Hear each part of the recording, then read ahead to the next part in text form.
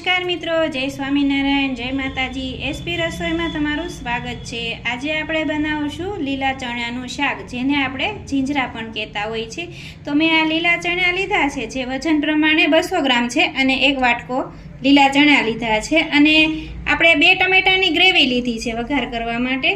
આપણે મિક્સરમાં 2 ટમેટાની ગ્રેવી લીધી છે। એવી જ રીતે મેં 2 ડુંગળી, મોટી સાઈઝની ડુંગળીની ગ્રેવી લીધી છે।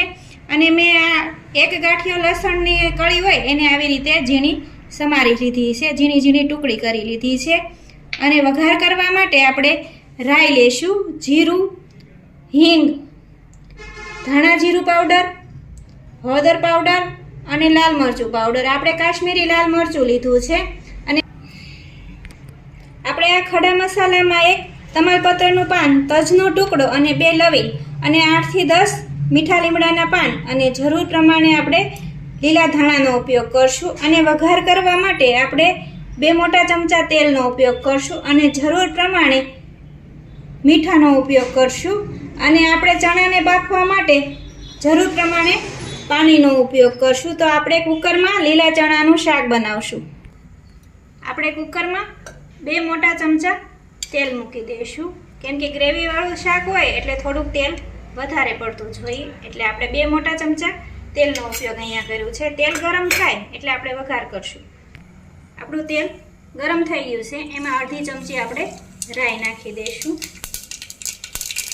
આખું જીરું નાખશું। ગેસને આપણે ધીમો કરી દઈએ, હિંગ નાખી દઈએ, હળદી પાવડર નાખી, અને આપણે જે લસણની કટકી લીધી હતી એ આપણે નાખી દઈશું। લીલા ચણાનું શાક હોય એટલે લસણનો સ્વાદ વધારે આવે છે। આપણે આ ખડા મસાલા લીધા હતા એ નાખી દઈશું, અને 8 થી 10 આપણે લીમડાના પાન નાખી દઈશું।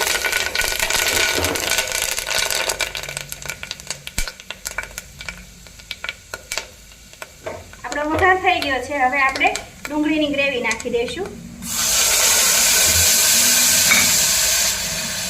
આપણે મિક્સ કરી લઈએ। આવી રીતે આપણે લીલા ચણાનો વઘાર કરશું ને તો શાક જે છે એ એકદમ ટેસ્ટી બનશે। આપણે થોડીક વાર ડુંગળીને ચડવા દઈશું, ધીમા ગેસે જ આપણે થોડીક એને ચડવા દઈશું, એટલે એનો જે કલર છે એ એકદમ સરસ થઈ જશે અને ડુંગળી ચડી પણ જશે। જો આવી રીતે આપણે 5 મિનિટ ડુંગળીને સેજ બ્રાઉન કલરની થાય ત્યાં સુધી આપણે એને રહેવા દઈશું।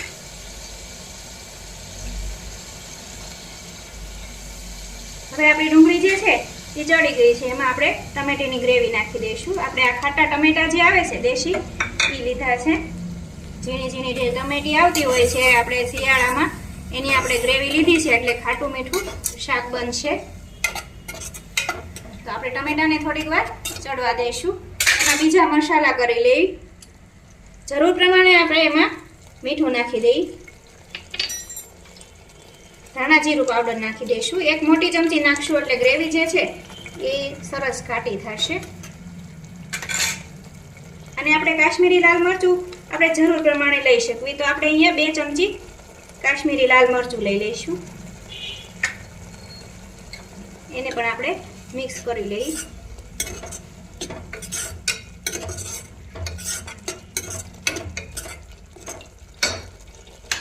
હવે આપણે લીલા ચણા જે લીધા હતા એ નાખી દઈશું, પણ આપણે મિક્સ કરી લઈએ। હવે આપણે કુકરમાં આપણે એને શાક બનાવવાનું છે, તો 1 મોટી વાટકી આપણે એમાં પાણી નાખી દઈશું, એટલે કે અડધો ગ્લાસ જેટલું આપણે એમાં પાણી મિક્સ કરી દઈએ। આવી રીતે આપણે એમાં જરૂર પ્રમાણે પાણી નાખી શકાય, કેમ કે આપણે ગ્રેવી ઘાટી રાખવી હોય કે પાતળી રાખવી હોય એ પ્રમાણે આપણે પાણી નાખી શકાય।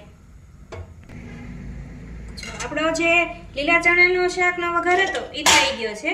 હવે આપણે એને 3 થી 4 વિસલ થવા દઈશું, અને જોઈશું કે આપણે શાક ચડી ગયું છે કે નહીં। આ લીલા જે ચણા છે એને ચડતા બહુ વાર નથી લાગતી, એટલે આપણે 2 થી 3 વિસલ આપણે કરી લઈએ કુકરમાં। હવે આપણું ચણાનું શાક જે છે એ બની ગયું છે, તો આપણે એની હવા કાઢી અને આપણે જોઈ લઈએ।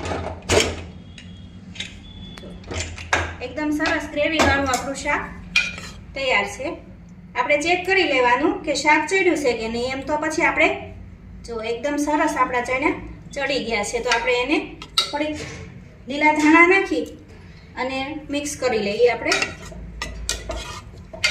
એકદમ સરસ ટેસ્ટી આપણું આ લીલા ચણાનું શાક છે. તો હવે આપણે એને સર્વ કરશું. જો મિત્રો તમને આ મારી ચણાના શાક બનાવવાની રેસીપી પસંદ આવે તો એસપી રસોઈને સબસ્ક્રાઈબ કરી અને બેલ આઇકન દબાવવાનું ભૂલતા નહીં, જેથી કરી અને તમને મારી અવનવી રસોઈ જોવા મળે. જો આ કેટલું સરસ લાગે છે ગ્રેવીવાળું ચણાનું શાક, એકદમ ટેસ્ટી અને કલરફુલ પણ લાગે છે. તો તમે આવી રીતે એક વખત જરૂરથી ટ્રાય કરજો.